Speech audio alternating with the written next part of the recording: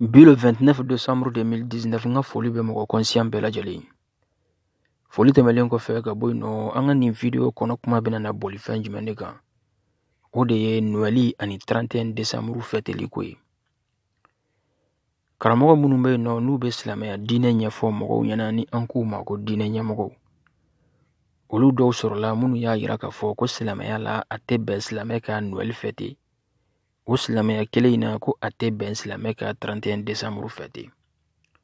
Bon mo wero fene sorola uchela munu ya yira ka fo ko silamaya la abe ben silamaya ka Noël fete.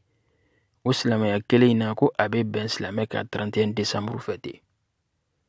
Bon o nya foli nunu konna la uma dan kuma foli ma ani daluye min ba yira ka fo ko abe ben walma ate ben. Unana tabolo ko fene taka don o ko konona la. O hukumu konna la aunga jate mina ibe min yira auna ola ame fengana doni nya fo odela. Silamaya tagabolo dɔw be no u b'a fɔ a ma ko sunamɔgɔw ni mɔgɔ caman be u wele ko wagabiyaw. Donc mɔgɔw sɔrɔla olu cɛla minnu y'a yira ka fɔ ko Noël fêteli ani 31 fêteli ko a tɛ bɛn silamɛ k'a kɛ silamɛya kɔnɔna la. Olu nana ni daluya jumɛnw ye ka ɲɛfɔli kɛ o kan. U ko k'a fɔ ko Noël ko o be jate ko n'a fɔ Jésus Christ ka bangeni don. Donc ko ni mɔgɔ min ye o fêter chrétienw fɛ o b'a yira ka fɔ hakilina min bɛ chrétienw na Jésus ko la ko o hakilina kelen ko o de bɛ e yɛrɛ fɛnɛ la. N'o de ye ka fɔ ko Jésus ko o ye Ala den ye ani ko o ye Ala ye. Donc ko b'a yira ka fɔ ko o hakilina kelen ko o fɛnɛ bɛ e la. O ni e ka silamɛya diinɛ o tɛ taa ni ɲɔgɔn ye. Ko o de hukumu kɔnɔna la Noël fêteli a bɛ kɛ haramu ye silamɛ ma. O be cogoya min na 31 décembre min fɛnɛ ni b'o fêter ko o be bɛn Jésus ka bangeni dengudi de ma. I komi aw b'a kalama cogoya min na ni bangeni kɛra o dɔgɔkun kunbɛn de u be denguni kɛ. Donc k'o fɛnɛ bɛ taa bɛn o kelen de ma. O ɲɛnajɛ kun fɛnɛ ye o de ni e mɔgɔ min fɛnɛ ye ɲɛnajɛ kɛ chrétienw nɔfɛ o la o fɛnɛ b'a yira ka fɔ ko o hakilina kelen ninnu o de be i yɛrɛ fɛnɛ la.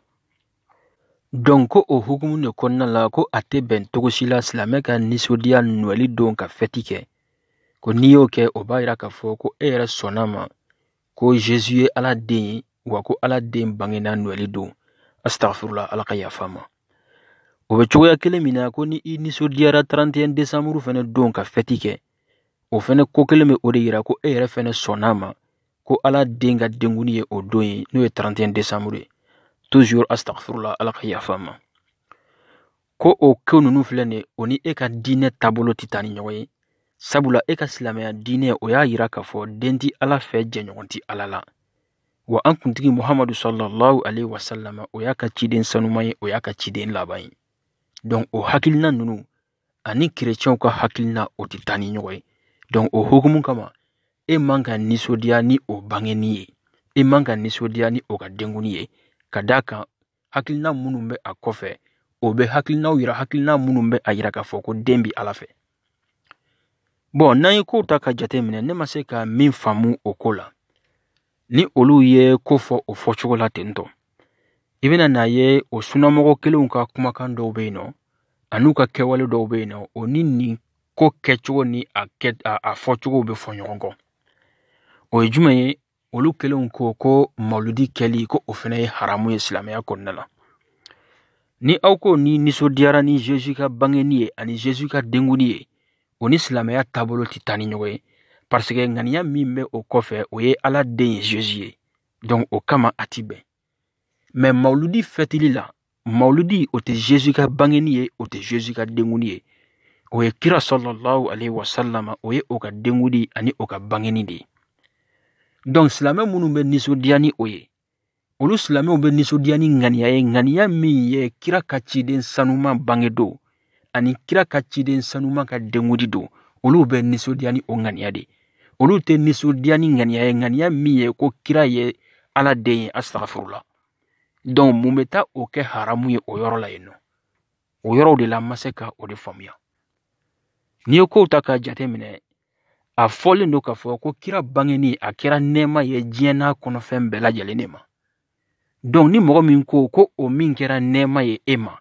i bɛ nisɔndiya ni o nɛɛma in bangedo ye i bɛ nisɔndiya ni o nɛɛma in ka denguni do ye mun bɛ o kɛ haramu ye. ni ŋaniya wɛrɛ ta kɔfɛ ŋaniya min b'a yira ko ala den don ko a ye ala ye ko fɛn suguya wɛrɛ ŋaniya min don k'a yira k'a fɔ ko kira ka ala ka ciden sanuman de don ala ye ciden min fusaya ni ciden bɛɛ ye ala ye ciden min kɛ ciden laban ye ala ye min fusaya ni diɲɛ n'a kɔnɔfɛn bɛɛ ye o ŋaniya de kama mɔgɔw bɛ nisɔndiya ka mawludi kɛ ni aw ko k'o fana ye haramu ye an ma se ka faamuyali sɔrɔ o yɔrɔ ninnu na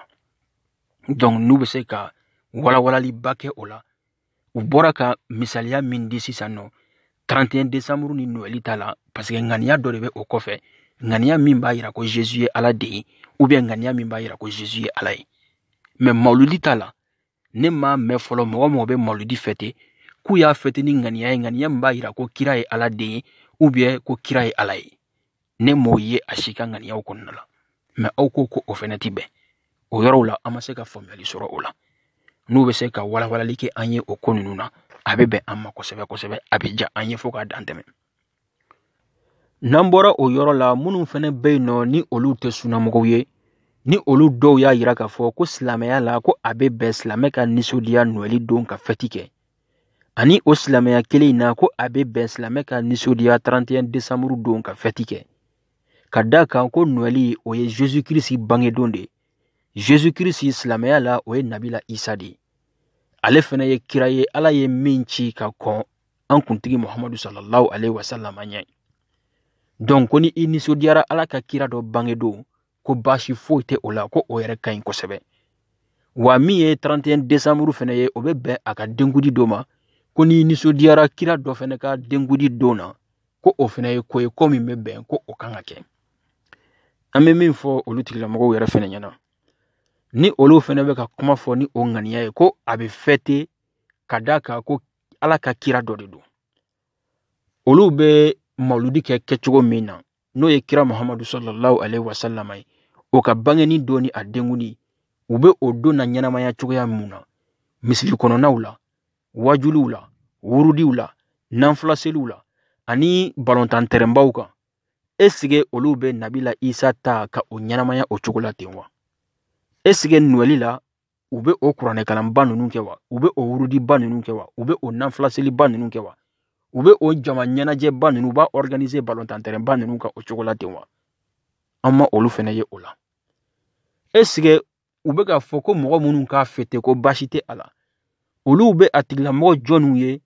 ko cɛ dɔ de filɛ nin ye ko a filɛ nin ye k'a bɛna taa Noël fêter ou bien ko a bɛna taa 31 décembre fêter ko a bɛ ka taa fêter ni ŋaniya ye ŋaniya min ye Nabila Isa bangedon ye ou bien Nabila Isa ka denkudi don ye u bɛ cɛ jɔnni ye k'o kɛ u bɛ muso jɔnni ye k'o kɛ u bɛ jɔnni ye cɛ la ko a bɔtɔ filɛ nin ye ko a ye forokiyani de don a la ka fugulani de don a kun na ka kɔlɔsi de minɛ a bolo ka subhanallah ka o kɔlɔsi ɲɛ kelen wurudi a don ko Nabila Isa bangena bi ou bien bi ye Nabila Isa ka denkudi ye a muso jɔnni bɛ yen nɔ k'o bɛ bɔ ko a bɛ taa Noël fêter ou bien ko a bɛ taa 31 décembre fêter ko a bɛ fini suturalenw de don ka langanaw da kana ka disaw biri a kana ou bien ka disaw biri a kunkolow la ka kɔlɔsi ta ka taa astagfirullah kɔlɔsi ɲɛ kelen wurudi ou bien k'a fɔ k'u bɛ nanfila seli o tɛ yen donc olu k'a dɔn k'a fɔ mɔgɔ minnu b'a fêter u t'a fêter ni ŋaniya ye ko Nabila Isa ka bangeni don u t'a fêter ni ŋaniya ye ko Nabila Isa ka denkudi don ala kelen pe dɔrɔn de b'a dɔn jɛnɛya da min bɛ kɛ a su ninnu kɔnɔna la maa si den kelen t'a da dɔn o tɛ k'a fɔ ko jɛnɛya tɛ kɛ don tɔw la dɛ o tɛ k'a fɔ ko ala kota ko wɛrɛw tɛ kɛ don tɔw la dɛ mais 31 su i tɛ cɛ gana ni muso gana si ye k'u bɔra ɲɔgɔn fɛ ko kamalen ni sunguruw don k'a fɔ de ko u ka taa k'u ka fêtiw kɛ ka tila ka don o cogo la ten k'u ma jɛnɛya kɛ i mana mɔgɔ a couple miliyɔn kelen da i bɛ taa sɔrɔ couple kelen de b'a la min ma jɛnɛya kɛ a don wa o ma jɛnɛya kɛ kun wɛrɛ t'a la dɛ i bɛ taa sɔrɔ fɛtikɛyɔrɔ la u fɔra ɲɔgɔn kɔ furukufurukuw nana donc u ma se ka occasion sɔrɔ bilen ka ja ka bɛn ni a ko ninnu ye walima i bɛ taa sɔrɔ muso ta ka don na o indisposelen don a su donc hali o yɛrɛ dɔw b'u tugu ka a ko bɛɛ kɛ o don donc olu n'a ɲɔgɔnnaw de kama i b'a ye kamalen ni sunkuru bɛ bɔ 31 don ka sɔrɔ ko ma tɛmɛ u cɛ mais don gansan wɛrɛw fɛ u bɛ bɔ ka taa dɔnkɛyɔrɔ la u bɛ bɔ ka taa fɛn caman na o don dɔw la u bɛ segin ka t'u da ka sɔrɔ u ma jɛnɛya kɛ mais 31 don a couple miliyɔn kelen n'i y'a da ɲɔgɔn kan i bɛ taa sɔrɔ couple kelen de bɛ se ka sɔrɔ a cɛ la min ma jɛnɛya kɛ a su donc o b'a yira k'a fɔ 31 do ala kota caman fɛnɛ bɛ kɛ a don n'i ye mɔgɔw la sensibiliser u ka kɛli dabila hali n'a danna o su ni u bɛ jɛnɛya kelen min kɛ o don o kɔni i ka kumakan kɔni kɛra sababu ye k'u kisi jɛnɛya kelen kɔni ma mais ni e ka kumakan kɛra ko u ka fete foyi t'a la e dun b'a dɔn u b'a fete ni ŋaniya min ye u tɛ ka fete ni kira ko ŋaniya ye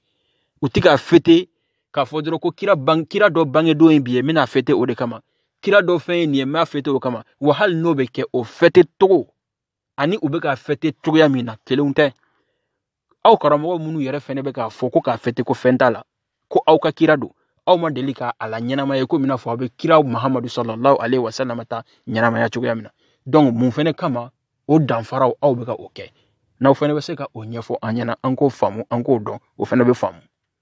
n'a sɔrɔ ko aw tun bɛ wajulubaw organiser Noël su fɛ mɔgɔw kana wajulukɛyɔrɔw la a b'u tanga u ka taa dɔnw kɛ ka taa ɲɔgɔn sɔrɔ ka rendez-vous di ɲɔgɔn ma ka tila ka taa ko kuntan dɔw kɛ a ko kɔrɔ donc a tun bɛ kɛ komi n'a fɔ aw ka mawuludi tɔw bɛ cogoya min na mɔgɔw bɛ na cogoya min na ka na ala ka kumakanw lamɛn ka tila ka segin o cogoya kelen na ka suruma ala kota Noël su fɛ fɛnɛ aw tun bɛ mɔgɔw wele ka na u bɛ na o cogoya kelen fɛnɛ la u ti ala kota u bɛ tila ka segin u ka so o cogoya kelen na 31 décembre fɛnɛ u bɛ na o cogoya kelen na ka tila ka segin o cogoya kelen na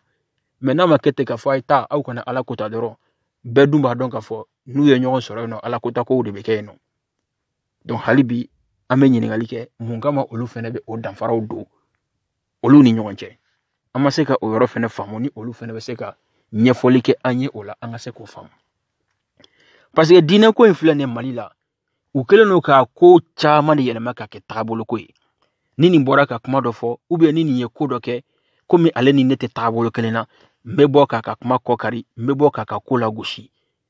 a dɔw la n bɛ bɔ hali silamɛya yɛrɛ kadiri kɔnɔ pour que n bɛ se k'a tigi sɔrɔ ka fɛrɛ a ma k'a lagosi ou bien k'a ka ko k'a saboter a bolo k'a tiɲɛ a bolo olu tɛ ko ye diinɛ kɔnɔna la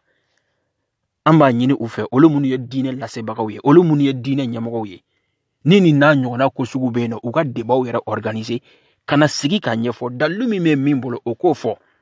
wasa anw minnu ye kalandenw ye anw bɛ se ka faamuyali sɔrɔ a la anw minnu ye kunfinw ye an bɛ se ka dɔnniya sɔrɔ a ko kɔnɔ cogoya min na mais dɔ bɛ bɔ ka kuma dɔ fɔ dɔ bɛ bɔ k'o lagosi o kɔnɔnaw la ɲagarilabɔ kow bɛ k'a kɔnɔ ɲagarilabɔ kumaw bɛ fɔ a kɔnɔ a dɔw yɛrɛ bɛ kɛ sababuya ye ka anw yɛrɛ tɔw bila fili la parce que an t'a dɔn an bɛ taa sira min fɛ bilen yɛrɛ dɔ bɛ kuma dɔ fɔ i bɛ taa sɔrɔ i bɛ taa ale ka kuma wɛrɛ ta kɔfɛ ka na i bɛna sɔrɔ o n'o tɛ kelen ye a bɛ logique dɔ suit yan nɔ i bɛ taa ka kuma wɛrɛ ta yɔrɔ wɛrɛ la i bɛ taa sɔrɔ a ye logique wɛrɛ suit min ni o tɛ taa ni ɲɔgɔn ye donc aw yɛrɛ ɲɛ bɛ kow la dɛ an b'a ɲini an ka diinɛ ɲɛmɔgɔw fɛ olu yɛrɛ ka kumakan don ko maa min bɛ kɛ sababuya ye ka mɔgɔ bila fili sira kan i ye mɔgɔ o mɔgɔ bila fili sira kan olu tigilamɔgɔw bɛ jurumu o jurumu sɔrɔ e niyɔrɔ ta bɛ o jurumu na diinɛ tɛ k'a fɔ ko ni m'i bolo minɛ i tɛ silamɛ ye walima ni m'i bolo bila i tɛ silamɛ ye i ka seli tɛ minɛ a bɛ tantɔ a bɛ tantɔ ala ye mɔgɔw dan a ma bolo k'u la a ma sen k'u la o tuma olu sen bɔra silamɛya la wa olu sen ma bɔ silamɛya la ala ye mɔgɔw dan lajarabi tilara k'u sɔrɔ u ye accident kɛ ou bien banaw y'u sɔrɔ u senw tigɛra u bolow tigɛra o tuma n'o kɛra waati min na olu sen bɛ bɔ silamɛya la ka d'a kan ko u tɛ se k'u bolo minɛ ou bien u tɛ se k'u bolo jigin donc n'a fɔra fɛnɛ ko ni i m'i bɔnmɔsi bila ka janya i tɛ silamɛ ye an ba musolakaw bɔnmɔsi tɛ olu la o tuma olu fɛnɛ tɛ silamɛw ye wa ani cɛ minnu bɛ yen nɔ ko ala ma bɔnmɔsi olu kɛ bɔnmɔsitigiw ye olu fɛnɛ sen bɛ bɔ a la wa ni mɔgɔ min y'i bɔnmɔsi bila fɛnɛ o kɔrɔ ko e tɛ silamɛya ko f'i k'i bɔnmɔsi di yan donc ko dɔw bɛ yen nɔ tagabolo ninnu filɛ nin ye an kana fɔ ko an bɛ mɔgɔ kɛ kafiri ye ni a ye ou bien ko ka mɔgɔ kɛ silamɛ ye ni a ye ni e y'a faamu ten nin n'i y'a ɲɛfɔ a tigi ye n'a y'a faamu o don n'a ma faamu a to yen nɔ n'a sera ala ma yen nɔ min ta ye tiɲɛ ye o na dɔn yen nɔ mais n'a ma ɲɛ ko an bɛɛ de ko alahu taala ye kelen ye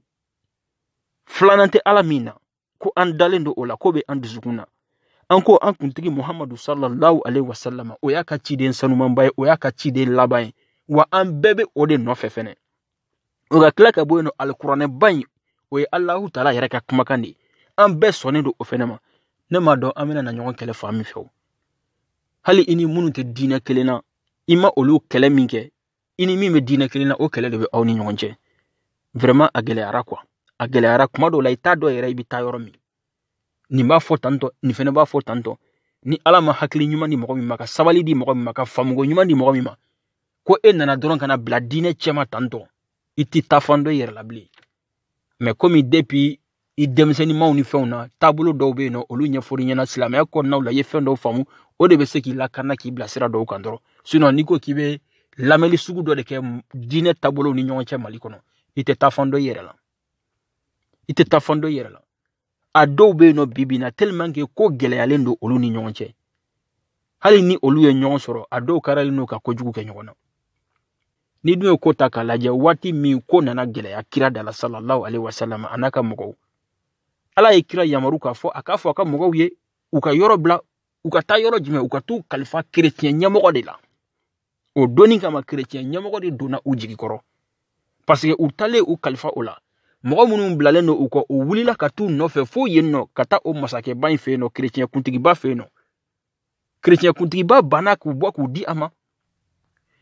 nin chrétien ɲɛmɔgɔba in masakɛba in a kelen filɛ nin san ka silamɛw kisi wa o kisi ne sababuya kama silamɛw sera ka fɛrɛfɛrɛ k'u ka silamɛya ka a cari yɔrɔ caman fɛ ka fanga sɔrɔ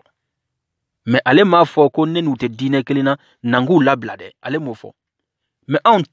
anw minnu yɛrɛ bɛ diinɛ kelen na taabolo ni taabolo kama an bɛ kɛ ɲɔgɔn jugu ye an bɛ ɲɔgɔn kɛlɛ an b'a ɲini ka n t'a dɔn n b'a fɔ cogoya min na quoi an bɛ tile min na i ko bi n'i ye kow ta k'a jate minɛ ninnu bɛ min fɔ ɲɔgɔn ma n'i ye nin kɛ olu dɔw de ye ne dalen b'a la k'a fɔ a dɔw bɛ yen nɔ u b'u silamɛ ɲɔgɔn u b'a labila u jugu ye ka da kan dɔrɔn k'u n'a tɛ taabolo kelen ye k'a fɔ de ko taabolo dɔ jugu de wulila nɔfɛ o bolila ka t'i kalifa taabolo dɔ in na tantɔ ko se b'a ye k'a labila u ye a dɔw b'u tugu k'a labila ko a y'a minɛ ka taa n'a ye parce que ne tɛ taabolo kelen na mais nin ta tɛ taabolo ko ye dɛ nin ta ye u ti diinɛ kelen yɛrɛ de la a donni filɛ ni silamɛw jigi kɔrɔ donc an ka ko dɔw lajɛ an ka jateminɛ kɛ an ka faamuyali kɛ an kana ko bɛɛ ta k'a ɲɛsin fɛn suguya dɔ ma ka sɔrɔ o tɛ quoi 31 fêteli ko filɛ nin mɔgɔw bɛ yen nɔ olu yɛrɛ b'a yira ko non mɔgɔ yɛrɛ de man ka 31 décembre fêter hali n'a sɔrɔ e ka ŋaniya tɛ ko Jésus Christ ka denkunu e ka ŋaniya tɛ ko fɛn wɛrɛ ye dɛ e ka ŋaniya ye dɔrɔn parce que i bɛ jate kɛ ni san min ye o san yɛlɛmatɔ don n'an ka nisɔndiya k'a yira k'a fɔ ala ye san in ban ɲɛna hɛrɛ la n'an k'o nisɔndiya yira ala la sankura min fɛnɛ daminɛtɔ filɛ nin ye o dugusɛjɛ o ka kɛ hɛrɛ ye ma dɔw bɛ 31 fêter ni o ŋaniya de ye olu ka ŋaniya tɛ k'a fɔ ko n b'a fêter ko Jésus ka bangeni don ou bien Jésus ka denkuni don ou bien fɛn wɛrɛ olu hakili yɛrɛ tɛ o la a Jésus lama wo a nabila Isa lama wo olu ka hakili kisɛ kelen tɛ o la olu ta ye dɔrɔn parce que san yɛlɛmana donc n'an ka nisɔndiya k'a yira k'a fɔ san yɛlɛmana k'an to hɛrɛ la bon o de don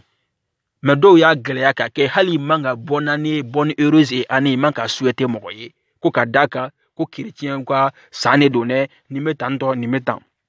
n'an ko k'an bɛ taa o sira fɛ an bɛɛ ka acte de naissance kan nin sɛbɛnni ninnu de b'a kan ka daminɛ janvier la ka na décembre la o dɔ la kelen de b'a kan ka taa le 1er la ka na bila le 31 na o dɔ la kelen de b'a kan donc an kana fɔ ko an bɛ kow gɛlɛya ka taa se ni o yɔrɔ ninnu ye a laban u n'a fɔ ko ala an kana kuma chrétienw fɛ u laban n'a fɔ ten tɔ sa or chrétien kuntigi bɔlen filɛ nin ka silamɛw dɛmɛ sisan nɔ an bɛɛ y'a video ye sisan